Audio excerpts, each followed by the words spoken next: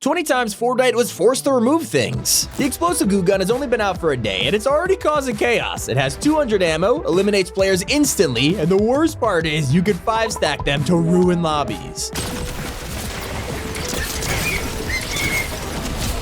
Epic will be forced to remove or at least nerf these for the game to be playable, which is weird because the same thing happened earlier this month. When Season 4 launched, you might have noticed a ridiculous amount of boogie bombs. They made a return last season to fit the party theme, but stuck around for way longer than intended, and that is where Epic went wrong. The boogie bomb has always been pretty controversial, and while there were mixed opinions in Season 3, Fortnite made it 10 times worse by selling them to you for gold. Players filled their inventories until there was no space left and began the boogie bomb crisis.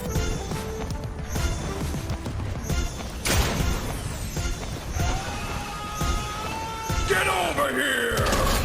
Who said you couldn't boogie bomb in the storm? But even an item that everyone loves can absolutely ruin the state of the game, and of course I'm talking about the Dragon Ball mythics. Added in the middle of the season, they changed up the gameplay completely. The Nimbus gave infinite mobility, while the Kamehameha made a name for itself as one of the most powerful mythics in the game. Because these items dropped in capsules, they were easy to find and rewarded you with 2 mythics in one crate, and this created a combo that everyone abused. Players would fly up into the sky using the Nimbus cloud and would blast players across the map with the Kame. Pretty much how they were intended to work, but I don't think Epic realized just how OP of a combo they were. You'd either have to run for your life or watch your screen go dark blue in fear. You probably also found yourself running from tanks. Season 2 brought a lot of changes, from the Striker Burst Rifle to armored battle buses, but none of these new items compared to the IO's Titan tanks. From day 1, players could drive through anything, spam a mobile turret and shoot missiles. It was ridiculously overpowered. And that's probably because Epic removed the perfect way to escape after just a season. Spider-Man's web shooters not only became one of the most popular mythics in the game, but also an essential to carry. The web shooters had broken mobility thanks to the 80 charges. It quickly became an insanely busted meta for players to escape fights if they were low on health or suddenly swing into a third party with a shotgun. It was pretty sad to see them go at the end of Season 1 with how much the community loved them, but thankfully the grapple glove was a bit more balanced. And I think we can all agree that Marvel mythics have a history of breaking the game. Chapter 2 Season 4 introduced a ton of new superpowers to the meta, and it's pretty safe to say they were extremely fun but super broken.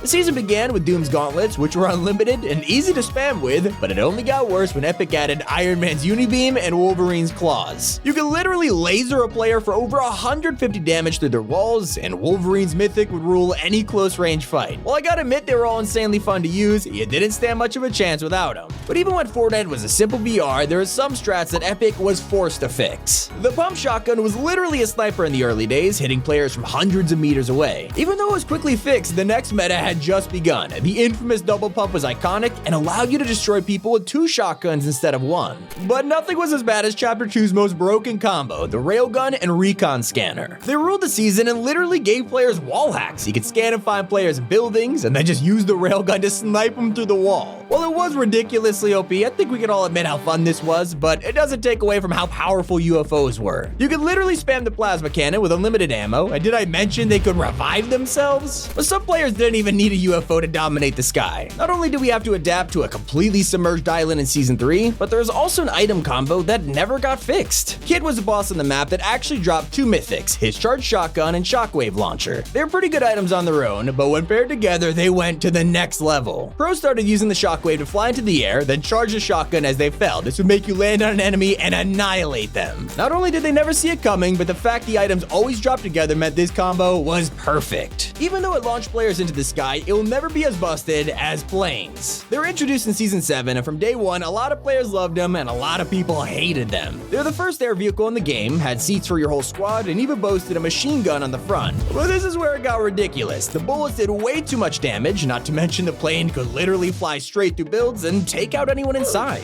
Back then, vehicles didn't even have fuel, so people would camp in their planes until the final storm before spraying the entire lobby with bullets. And if you thought that was bad, the same season also brought none other than the Infinity Blade. It was the second mythic to ever be added to the game, but even more powerful than the last. The sword gave you 400 HP, constant healing, and you could even build with it, so pretty much everyone hated it. The same problem even happened to another mythic, but it was somehow worse. Years later, the Cube season arrived and brought the Sideways to the island, along with Venom and Carnage. A few days later, the mythics were added, which had the ability to grab a player and pull them towards you. Along with Speed Boost and Glider Redeploy, they quickly became the new meta, because you could literally grab people through builds and pull them straight into a one pump. And we saw ballers make a return in Chapter 3, but did you know these used to be the most broken vehicle in all of Fortnite? They were introduced in Season 8 and spawned all over the map with no fuel meter. You could just roll around and swing all day in a protected bubble, and it didn't seem like a problem until they broke competitive. Tournaments were full of ballers in endgame and allowed everyone to easily get a ton of points just by rolling around. This even caused some pros to quit because they felt it ruined the skill of the game.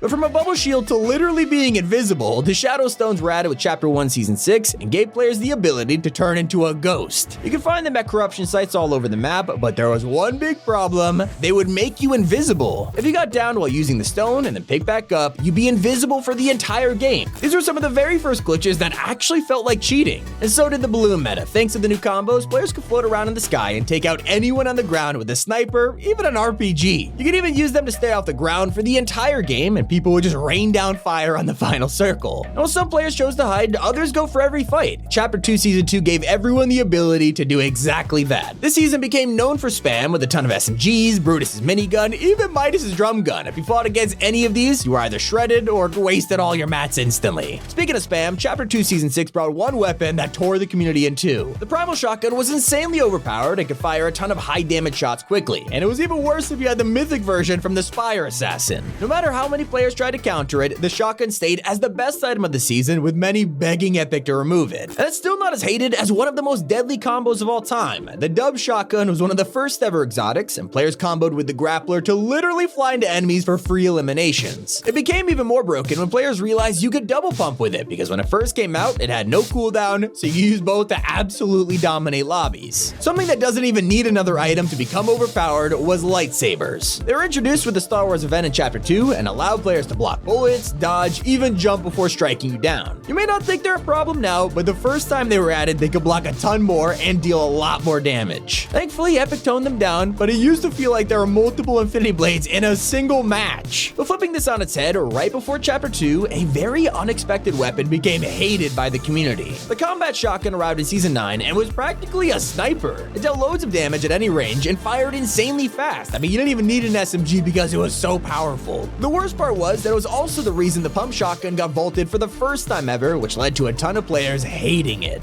But of course, the most broken moment of Fortnite history was the mechs. Season X was ruled by them, and they were the most busted addition in the game. Brutes had a ton of health, an insane shotgun, and they even shot a barrage of rockets. Did I mention that they could practically fly? I mean, pretty much every single player hated these, despite the ones who, well, used them. Epic originally defended the mechs, claiming it was a way to allow new players to enjoy the game, but after tons of backlash, they were forced to nerf them. Well, it still wasn't enough, and the only decision left was to get rid of them for good. So towards the end of the season, the brutes landed on the map and then self-destructed. They were so overpowered that Fortnite had to rename them to Salvage Brutes when they returned just 2 years later. And to this day, anyone who's bravely fought the mechs from Chapter 1, well, I salute you. This has been Tommy. Keep it here on Top 5 Gaming.